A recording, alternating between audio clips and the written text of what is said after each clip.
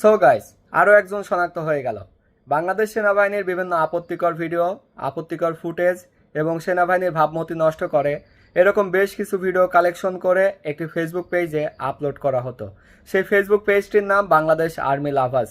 সেখানে সেনাবাহিনীর ভাবমূর্তি নষ্ট হয় এরকম বেশ কিছু আনঅথরাইজ ভিডিও আপলোড করে এবং সেখান থেকে বেশ কিছু ভিউজ পায়। ছেলেটির বাসা ফেনী সদরে। সে সেখানে টেকনিক্যাল কলেজ অ্যান্ড স্কুলে পড়ালেখা করে।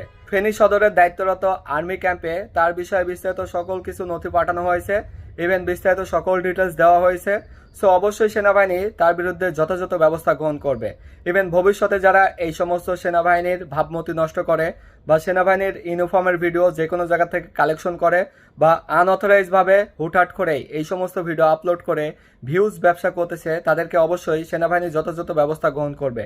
সো এখন পরবর্তী দেখা যাবে যে এই ছেলেটি আনঅথরাইজ যে ভিডিওগুলো ব্যবহার করেছিল, শুধু সেটাই না, সেই সাথে তার ফেসবুক পেজে বিভিন্ন ব্যক্তিবর্গকে অবমাননা করে এবং সেই সমস্ত ব্যক্তিবর্গের বিরুদ্ধে মিথ্যা প্রচারণা চালানো হচ্ছিল, যেটা জনমানুষের ভিতরেও একটি বিশৃঙ্খলা সৃষ্টি করতেছিল।